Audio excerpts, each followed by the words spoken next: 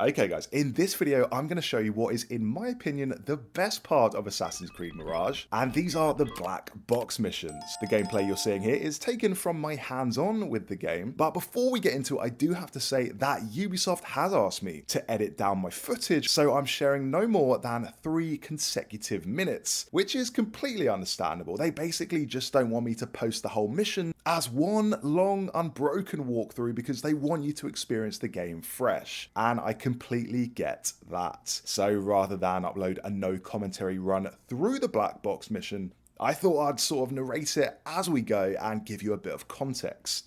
So I'll be dropping in and dropping out and pointing out some exciting stuff for you guys. So black box missions, they're kind of like these extra long, extra complex missions that are a bit like Hitman levels. You've got a high profile target to take out and multiple objectives to complete along the way. Now the black box mission I want to show off is the first one in the game and the one I played. It's set in this grand bazaar in Baghdad, and the aim is to identify the target and then assassinate them. The whole mission took me about 20 minutes, 20 to 25 minutes, which makes it one of the longer mission types in the game. Now I won't be showing any cinematics or any cutscenes that set up the mission because Ubisoft don't want any spoilers from a story perspective, but basically what you need to know is that there's a shady merchant operating somewhere in the bazaar and you have to take them out. Our intel is that they've been extorting all the other merchants, seizing people's shipments along the harbour, and funding the Order, who is this evil faction in Mirage. And this merchant is currently holding an auction at the bazaar, so we're going to infiltrate the auction posing as a bidder. So what you're going to see me do is basically run around the bazaar attempting to do each of the objectives with the aim of uncovering the location of the target, who has hidden themselves away in some back room somewhere. They don't really tell you where or who this target is, so you have to discover it for yourself. There's very little hand-holding going on here. Right now what I'm doing is using Eagle Vision to highlight any areas of interest, and what we find is a friendly NPC. This guy gives me more intel, but he wants me to do a job for him first, and that job is to bring him back a ceramic saucer. So we have to do a small puzzle to get the saucer, which involves the tried and tested method of dragging a wooden pallet, clambering up somewhere high, then throwing an explosive pot and blowing up a breakable wall, which is something I've done so many times I'm seeing it in my sleep. But hey, it works and players get it.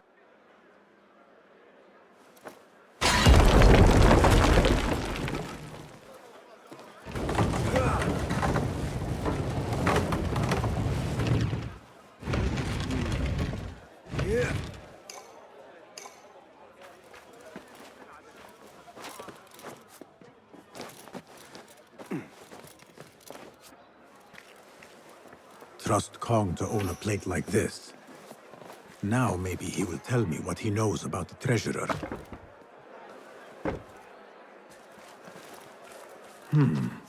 Suspicious activity on the rooftops.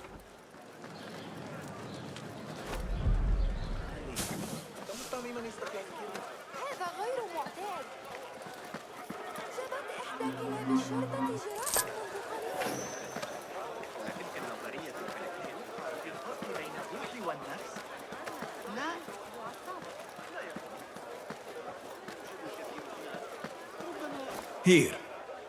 So anyway, after doing that, we return to our friend. And here the NPC gives us some intel. He basically says he overheard 2 ladies talking about how they made robes for our targets. And he tells us the location of these 2 ladies. What we can do now is go and eavesdrop on them. So as you can see, these black box missions are very freeform and they give you the freedom to sort of make your own way through the world. For instance, with this eavesdrops mechanic, it feels really organically done. Like the world is kind of alive and you sort of just make your way through it and discover bits as you go. To eavesdrop, you have to stay close to the people having the conversation so you can overhear what they're saying. When they start to walk off, you can follow them by navigating across the awnings and the scaffolding at the top of the bazaar, or just walk very slowly behind them. It's definitely not the first time you've been given a follow mission in Assassin's Creed. These are really old mission types, but the liveliness and the detail of the setting just makes it feel more exciting than it usually does. It's got a really nice flow to it, and you really do feel like a stealthy assassin as you trail these guys through the market, which goes to show you can just make an old mechanic like this actually feel new again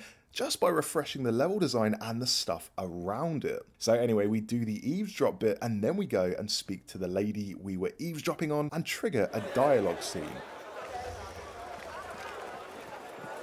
Assalamu alaikum, ya Sayyidati. Wa alaykum assalam. I could not help but overhear, Sayyidati, about the perfume. It is not courteous to eavesdrop. Seeing as you are an admirer, you are pardoned. My name is Kabija, the woman behind the kina. It has a unique scent. Rose, honey, sandalwood. And if you heard, a sliver of blood. Blood. I should have guessed. I had thought it might be iron. Blood is born from iron, is it not? But because of that detail, it proves difficult to bring in large quantities. Now, I have to be honest, I got a bit stuck here and I really wasn't sure what the game wanted me to do next. The dialogue here didn't really make it clear what my objective was, so I ran around here for ages and eventually ran into a guy, which was lucky because there were no real waypoints or directions. I just kind of stumbled into him. So some parts of the black box missions could use a bit more direction in my opinion. But anyway, this merchant tells me about the auction's location, which we go ahead and attend. Here's how that goes. But I will have to skip the actual auction cinematic itself at Ubisoft's request because, again, spoilers. It's pretty fun though. You get to press a button and have Basim actually bid on stuff, and it actually costs some of your coin as well. After this, it leads directly on to the next part of the black box mission, which was to steal a hairpin from a merchant in a black robe, as you can see from the objective in the top left corner. And I appreciate this, a very clear and solid direction. So we need to find the hairpin, but again, you're not told exactly where this hairpin is. So your best bet is to use Eagle Vision once again. Eagle Vision highlights your objectives, of course, in red, and you're able to see them through walls. So you run up to the token, but you can't just take it as it belongs to someone else. You have to steal it. And I'll be honest, this was a bit of a letdown here. I basically just ran up to the token, pressed a button when the guy's back was turned, and then stole it. There didn't really seem to be any depth or any tension to the stealing. A bit anticlimactic. But I will say the pickpocketing mechanic in Mirage is really nice. You can pickpocket citizens as you walk around, and there's a little mini game where you have to match this circle thing on screen. If you fail to match the circles up, the citizen will turn around and start shouting for the guards, and you will get a wanted level. Guards will start fighting you, and then on 3 stars of the wanted level, a high-level elite guard will come down and basically take you out in about 2 hits. So that's the risk-reward of pickpocketing. When you do pickpocket, you can get gold and resources and things like that. But anyway, there was one more part to this mission where we meet a spice merchant, and she wants us to collect a brooch, which I think will enable me to access the auction. Although I'm not really entirely sure, to be honest. I felt like there were a bit too many steps in this mission. Someone wants you to steal a brooch, someone else wants a saucer, someone wants a hairpin. Like, you're just running around collecting things, and it all got a bit too convoluted. So I did mentally check out a bit at this point. Anyway, here's some more gameplay leading up to the climactic meeting with the target. Saffron, 2 of vanilla, and a bottle of honey without a single coin. Impossible! Bah, this is a waste of my time. Hello, spices for you? Trouble with customer. No more than usual. The ivory coin. Whatever you know can help me. Well, the ivory coin is an exclusive merchant's guild. They have a brooch that grants access to certain places. How do you obtain this brooch? I hear only respected merchants. They think their status gives them permission to take... This is expected in Kar.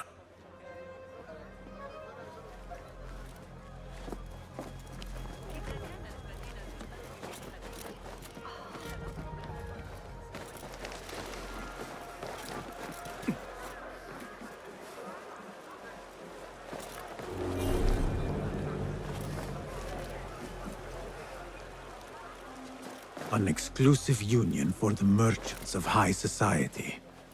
I should have expected this to exist.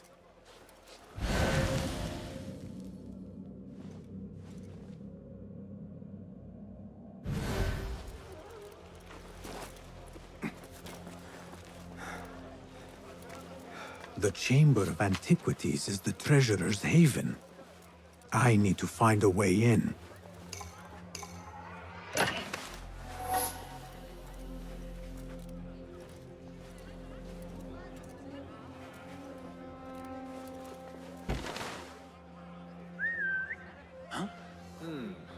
Not like we'll go to sleep. That's or anything. odd. What?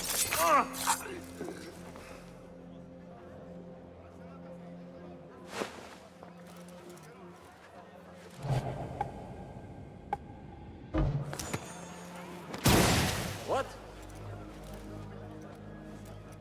What was that thing? Hey! This must be the ivory coin's brooch. Shiny. I have both trinkets. The guard will have to let me in now.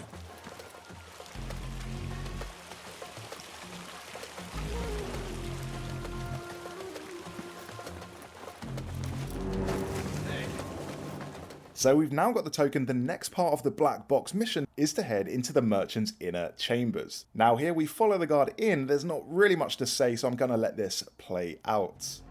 I also have my brooch with me here. Very well. You may enter.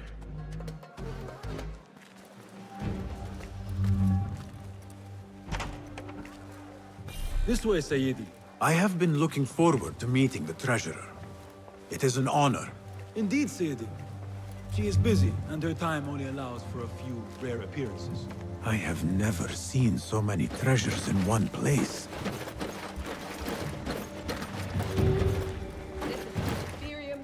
Okay, here's where it all got a bit weird. I basically aggroed the guards here because I must have crossed an invisible threshold that caused them to all start attacking me, even though they were the ones that invited me in here in the first place. So it really wasn't really clear in the level design here where I could and could not go. And I think this is gonna happen to a lot of people when they play this part of the game. But it caused everyone to fight me, and it wasn't really very satisfying, and not very satisfying end to this mission. That's because combat in this game is not really encouraged, especially in confined spaces. You don't really have all that much health, so you can only take 2 or 3 hits before you're taken out completely. And it just doesn't really feel like the game wants you to fight anyway, and you have to wait for people to attack you so you can counter-attack them. It's not like Assassin's Creed Valhalla where you can just go wild. So yeah, this wasn't really the best ending to the mission, and I can't help feeling there was some amazing assassination I didn't get to do. Because that's the thing with these black box missions, it's all about telling a more cinematic story and letting you try your own approach. It's not quite on the level of Hitman where you can manipulate the environments and set traps and things, but there is a bit more freedom in these missions than what you're normally getting in Assassin's Creed games. I wish I could show you as well how it ends, but Ubisoft have said I can't show the ending cinematic of this mission, which again, completely understandable. They've been working hard on this story, and obviously they want you to discover it for yourself. But you basically get one of those scenes where you've just taken someone out and you lay them to rest as they monologue about something. I actually got the chance to interview the lead narrative designer on Mirage, and she said how she's taking a different approach to the story this time, in that she actually wrote the ending of this game before she wrote anything else. So she kind of wrote the ending and then worked her way back. And what that means for the story is Mirage feels definitely like a more self-enclosed story as opposed to Valhalla, which was this massive, sprawling, open-ended story that just kept going on and on. Mirage is a lot smaller story-wise, a lot more condensed, a lot more even as well, without any of the bigger games' pacing issues. In other words, you're probably going to finish this game and actually see the ending, which is something a lot of people don't normally do with these games. Mirage is about 30 hours long max, as opposed to Valhalla, which is probably like 150. Another thing I like about the black box missions is the detail. Like honestly, I could just walk around this bazaar for ages and just look at different stuff and take pics with the camera. The camera actually closes in when you're walking around the show floor, which I like, to make it even more cinematic.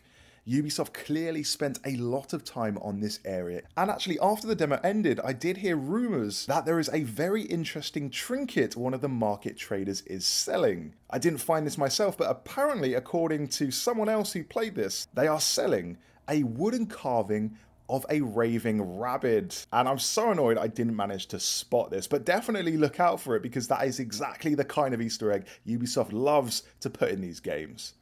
So that's the Assassin's Creed Mirage Black Box mission.